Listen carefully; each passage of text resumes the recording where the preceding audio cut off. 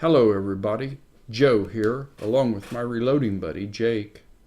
When I'm not working on my latest novel or training, I like to reload ammunition. I'm convinced that it's a critical skill for those who believe in self-reliance. It's also a great way to save money for those of us who enjoy the occasional round of ballistic therapy. Over the last 40 years of hand loading, I've developed some habits that I wanted to share. These have proved helpful in creating reliable, consistent ammunition. Whether you're using a multi-stage press like the one shown here or a single-stage unit, I like to begin each reloading session with a solid foundation. I begin by making sure that the shell plate and index base are free of debris. I use a can of compressed air, about $5, to spray away the particles of powder, brass shavings, and carbon flakes that may have set up camp on my equipment. Speaking of solid foundations, on a progressive press, there is nothing more important than making sure the shell plate is properly tightened down. On many models, you can try to hold the plate with your hand, but this limits the amount of torque that can be applied, unless you're a Navy SEAL or a bricklayer with steel thumbs. I found the best method to get this critical component of my one-arm bandit nice and snug is to advance the press 1/2 index. This exposes the depriming exhaust port.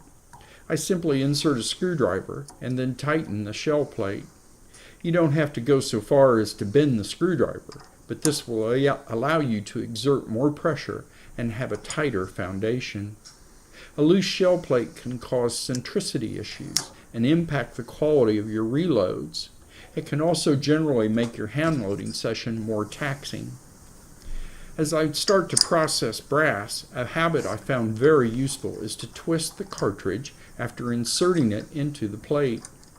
Not all cartridges are square at the face. Even new factory brass can sometimes be defective. For previously fired rounds, the ejection process can exert a lot of force against the rim. As this picture shows, the cartridge on the left has an uneven rim. The superimposed lines are all the same length and show that the area by the blue arrow is wider than the area at the red arrow. This piece of brass is not square. I also perform this quick step when using a single-stage press. Again, when the brass is inserted into the shell holder, I do a half turn or spin in each direction. The cartridge should move freely.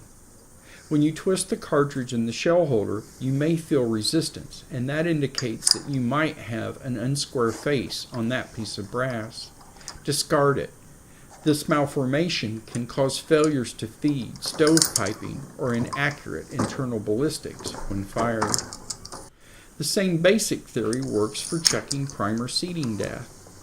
Whether you're using a progressive press, single stage, or hand priming tool, there's always a chance that you won't get the proper seating depth.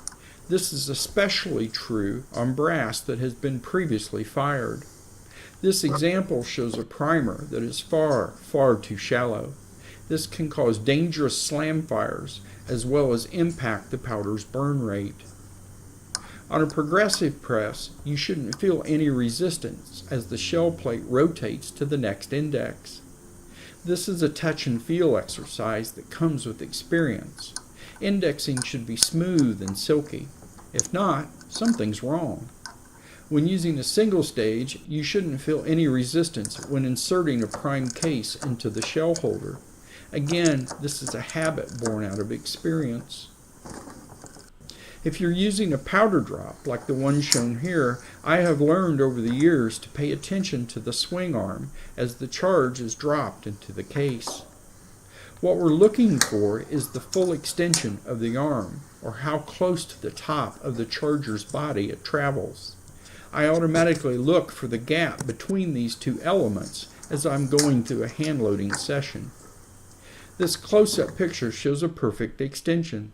As long as there is nothing mechanically wrong with my powder drop and there is powder in the reserve, I should have a very accurate charge in this case. If the gap is larger or smaller, then something's wrong.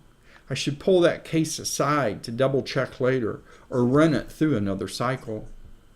Before seating the bullet, I've also trained my eyes to look inside the case mouth. What I'm checking for is any powder sticking to the surface there. As this example shows, case lube or other moisture can find its way inside of the case mouth, and this translates into inconsistent ammo. Powder trapped between the seated bullet and the case may not burn or may ignite at a slower rate. Jake and I hope these tips help you improve your hand loading experience. And never forget,